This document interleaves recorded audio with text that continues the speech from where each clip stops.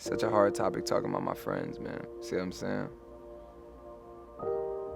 When I was separating from my friends, I had to ask God to help them understand why I'm separating myself. Because in those days, there was so much offense. And ultimately, it was on me because there was a lack of communication. So they just saw me saying, I gotta get away from y'all. I gotta stop doing this stuff. I gotta stop smoking. I gotta stop cursing. I gotta stop doing this. I gotta stop messing around here. I gotta stop. It was like all they saw and all they heard was, oh, you don't like us. Oh, we're not good for you. Oh, you've outgrown us.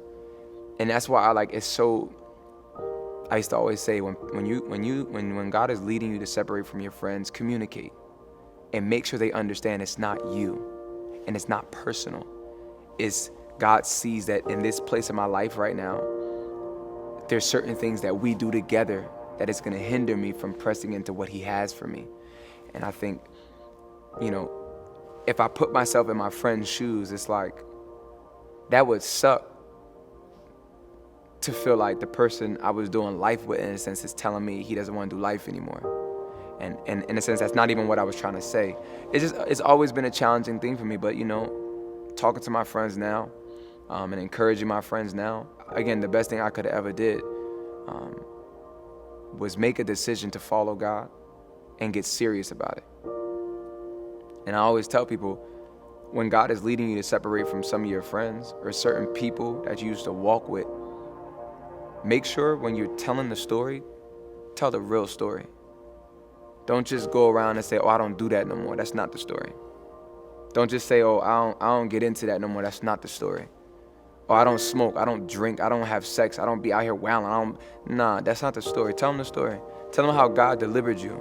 Tell them how God revealed to you your real identity. Tell them how God had to heal your heart. Tell them how you really were struggling and you were battling and God really had to set you free from some stuff. Because one thing I learned about freedom, everybody wants it. And the reality is the picture that we paint to our friends about Christianity is so diluted, watered down. And we wonder why some of our friends don't get it, why we had to do what we did in a sense, why we follow God the way we do. It's not that we just show up at church.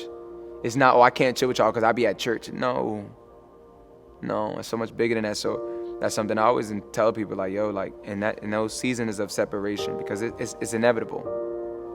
There's some things you gotta let go of. There's some people you gotta separate from. Make sure you communicate to your friends. And here's another key.